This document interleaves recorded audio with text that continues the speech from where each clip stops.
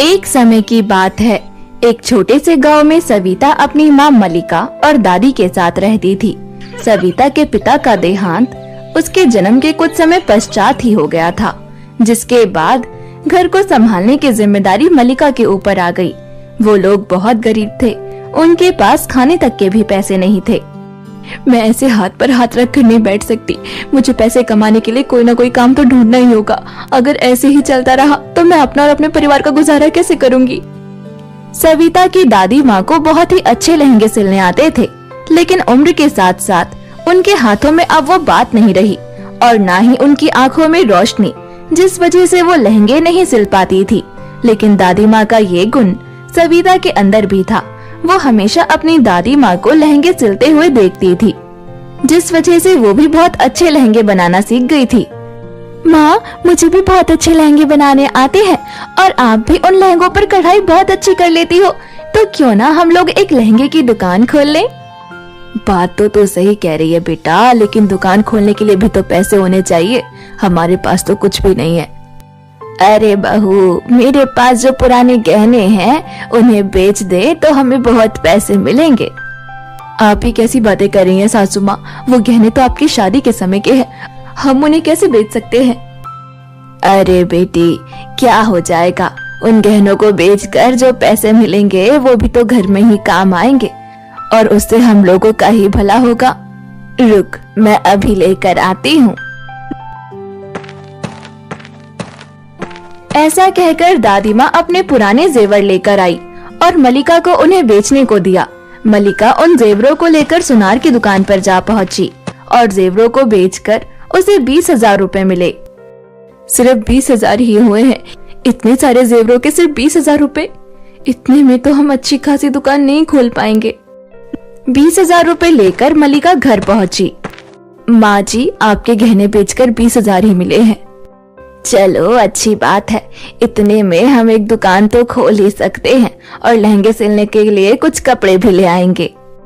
उसके बाद मलिका और दादी माँ दोनों ही दुकान का सामान खरीदने के लिए बाजार जा पहुँचे और वहाँ से कुछ सुंदर सुंदर रंग बिरंगे कपड़े लेकर घर आ गए। आप लोग आ गए, दिखाइए कैसे कपड़े लाए हो। कपड़े बहुत सुंदर लग रहे थे। ये देखकर सविता बोली, ये तो बहुत सुंदर है माँ, मेरा तो मन करने लगा कि मैं अपने लिए भी एक लहंगा बना लूं। मैं तो अभी जा रही हूँ दुकान की साफ सफाई करने। सविता अपनी दुकान के लिए बहुत खुश थी और वो बहुत उत्सुक भी थी। अरे लेकिन इतनी रात को कहाँ चली। कोई बात नहीं, उसे जाने दो, बहुत उत्सुक है, उसे अपनी ख्वाहिश पूरी करने दो। अब अगली सुबह सविता अच्छे से दुकान की साफ सफाई करके भगवान जी की पूजा कर अपनी सिलाई मशीन खोलती है और एक बहुत ही सुंदर सा लहंगा बनाना शुरू कर देती है। उसकी माँ मलिका उस लहंगे पर बहुत ही सुंदर कढ़ाई करती है, जो दिखने में बहुत सुंदर लग रही थी। कुछ ही देर में लहंगा बनकर तैयार हो गया। माँ, दादी माँ, ये देखिए मेरा पहला लहंगा, कितना सुंदर लग रहा है ना। हाँ बेटी, लग तो बहुत सुंदर रहा है। ऐसा लग रहा है जैसे सिंड्रेला का लहंगा हो। सविता बहुत खुश थी और उस लहंगे को वो अपनी दुकान के बाहर लटका देती है, ताकि लहंगा देखकर और भी ग्राहक उसकी दुकान पर खींचे चले आएं। तभी एक लड़की वहाँ आई। अरे, ये सुंदर लहंगा किसने बनाया है? बहुत सुंदर लग रहा है। क्या ये आपने बेचने के लिए लगाया है? वैसे यहाँ कोई दुकान आज से पहले देखी नहीं मैंने, नई खुली है क्या? हाँ बेटा, कल रात ही खुली है। ये लहंगा मेरी बेटी ने बनाया है। ये तो बहुत सुंदर है, मुझे भी एक लहंगा बनवाना है, लेकिन दूसरे टेलर बहुत पैसे ले रहे हैं। अरे बेटी, तुम चिंता मत करो, हम तुम्हें बहुत सस्ते दाम में अच्छा लहंगा बना कर देंगे। आप सच कह रही हैं काकी, आपका बहुत बहुत शुक्रिया। ऐसा कहकर वो लड़की अपने लहंगे का कपड़ा उनकी दुकान में देकर चली गई और उसने अपने लहंगे का डिजाइन भी बता दिया। वो लड़की सविता की पहली कस्टमर थी, इसीलिए सविता उस लहंगे को बनाने में अपनी जी जान लगा देती है और पूरी रात बैठकर वो लहंगा पूरा करती है।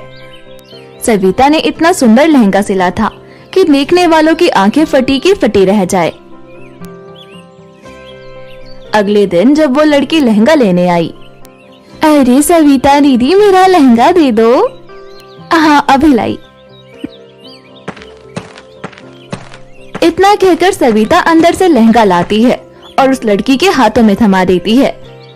लहंगा देखकर वो लड़की बोली, इतना सुंदर लहंगा, क्या ये वही कपड़ा है जो मैंने आपको दिया था? वो तो इतना सुंदर नहीं लग रहा था, अचानक से इतना सुंदर कैसे लगने लगा? क्योंकि तुम्हारे लहंगे पर हमने खुद हाथों से कढ़ाई की है। इतने कम दाम में आपने मुझे इतना सुंदर लहंगा दिया, आपका बहुत बहुत शुक्रिया। उसके बाद वो लड़की चली गई और ऐसे ही धीरे धीरे करके सविता की दुकान के बाहर लोगों के लहंगे सिलवाने की भीड़ लगने लगी। अरे सविता, मैं तो तेरी काकी हूँ, मुझे सबसे पहले लहंगा सिल कर दियो। अरे तुम क्या यहाँ रिश्तेदारी निकालने आई हो? लाइन से आओ, हम सब भी लाइन में लगे हैं लहंगा सिलवाने के लिए। हाँ, अरे आप लोग लड़िए मत, सबके लहंगे सिल दूंगी। उसके बाद सविता सभी का नाप और लहंगे का कपड़ा ले लेती है। रात बहुत हो चुकी थी, इसीलिए सविता सोचती है, आज तो बहुत रात हो गई, ऐसा करती हूँ कल सुबह इन लहंगों को पूरा करूंगी। इतना कहकर सविता घर चली गई। अनजाने में सविता अपनी दुकान बंद करना ही भूल गई थी और रात के अंधेरे में कुछ चोर डाकुओं ने मिलकर सविता की दुकान का सफाया कर दिया। अगली सुबह जब सविता अपनी दुकान पर पहुंची तो दुकान की हालत देखकर सविता के होश उड़ गए। हे भगवान, ये क्या हो गया? सविता इतनी जोर से चीखी कि उसकी आवाज सुनकर उसकी माँ और दादी वहाँ दौड़े चले आए। क्या हुआ बेटी, क्या हुआ? अरे क्या हुआ सविता, इतनी जोर से क्यों चिल्ला रही है? सविता अपने सर पर हाथ रखकर रोते हुए बोली, माँ, दुकान की हालत देखिए, लग रहा है कल रात यहाँ चोरी हुई है। जल्दबाजी में मैं दुकान बंद करना ही भूल गई और अब ये हालात हो गए, अब मैं क्या करूँ? ना जाने कैसे ये बात धीरे धीरे पूरे गांव में फैल गई और सभी औरतें सविता की दुकान के बाहर भीड़ लगाकर जम गई। अरे सविता, जल्दी से हमारा लहंगा वापस करो। अरे हाँ हाँ, वापस करो, हमने तुम्हें इतने महंगे महंगे कपड़े दिए, या तो हमारा कपड़ा दो या उसकी कीमत। ऐसे करके सभी औरतें चिल्लाने लगी। आप सभी लोग शांत हो जाइए, शांत हो जाइए। हम लोग जानते हैं आप लोगों का बहुत नुकसान हुआ है, लेकिन हमारा भी तो नुकसान हुआ है। हम जल्दी आप लोगों का पैसा वापस दे देंगे। ऐसा कहकर मलिका उस समय हालात संभाल लेती है, लेकिन उसे भी कुछ समझ नहीं आ रहा था। तो चिंता मत कर बेटी, कोई ना कोई हल जरूर निकल आएगा। ऐसे करते करते दिन बीत गए, लेकिन उनके पास अभी तक 1 रुपए भी जमा नहीं हो पाए और फिर से घर के बाहर औरतों ने मोर्चा लगा दिया और इस बार तो औरतें सविता के घर पर पत्थर फेंकने लगी। अरे हमें हमारा पैसा वापस करो, कितना समय हो गया, इतने दिन हो गए, लेकर बैठी हो। ऐसा कहकर वो लोग सविता और उसके परिवार को बहुत भला बुरा कहने लगे। हम लोगों को माफ कर दीजिए, हाथ जोड़कर हम लोग दिल से माफी मांगते हैं, हम लोगों को केवल 1 दिन की मोहलत दे दीजिए। देखो मलिका बहन, तुम हमारे गांव में ही रहती हो, इसलिए हम तुम्हें जानते हैं, सिर्फ इसीलिए तुम्हें 1 दिन की मोहलत दे रहे हैं, लेकिन अगर 1 दिन भी और लेट हुआ तो फिर हम गांव वाले तुम्हारा हाल बुरा कर देंगे। ऐसा कहकर वो लोग वहाँ से चले गए। माँ, अब हम 1 दिन में इतने सारे पैसे कहाँ से लाएंगे? ऐसा कहकर सविता दुखी मन से नदी किनारे जाकर बैठ गई कि तभी सविता को झरने के बहने की आवाज आई। ये तो झरने की आवाज लग रही है, लेकिन यहाँ पर झरना कहाँ है? पहले तो कभी नहीं देखा और न ही आवाज सुनी। ऐसा कहकर सविता आवाज सुनते हुए झरने के पास गई और उसे एक अदृश्य आवाज आई। तुम्हारा स्वागत है सविता।